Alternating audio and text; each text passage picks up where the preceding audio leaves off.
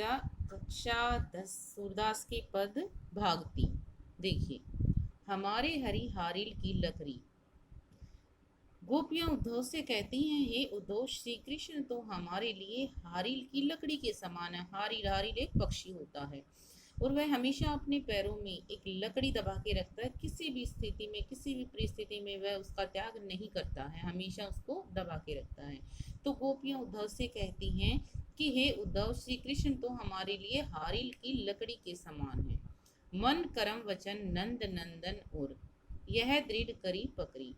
गोपियां कहती हैं कि हमारे मन में, कर्म में, अर्थात हमारे सभी कार्यों में, वचन में, हमारी बातों में नंद नंदन, नंद के पुत्र श्री कृष्ण, नंदन पुत्र, नंद के पुत्र श्री कृष्ण है और यह दृढ़ करी पकड़ी।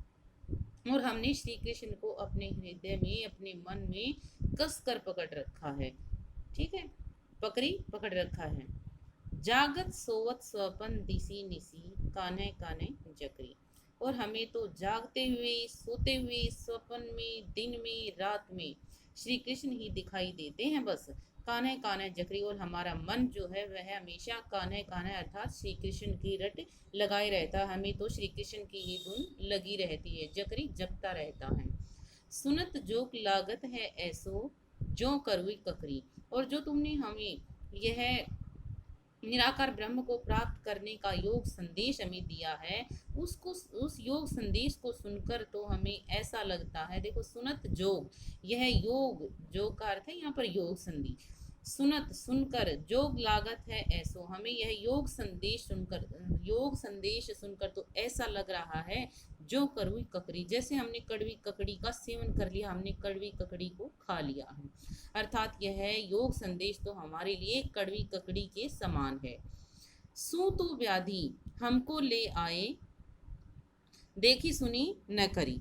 अब गोपियां कहती हैं कि जो तुमने हमें ये योग संदेश दिया है, ठीक है, कि तुमने हमें जो ये योग संदेश दिया है, यह तो हमें ऐसा लग रहा है कि जैसे तुमने हमें एक बहुत बड़ा रोग, एक बीमारी हमें दे दी है। हमारे लिए तुम एक बहुत बड़ा रोग लेकर आए हो, देखी सुनी न करी, और जिसको हमने न तो पहले कभी सुना है, न देखा है, न करी अर्थात न ही हमें इसे भोगा हमने।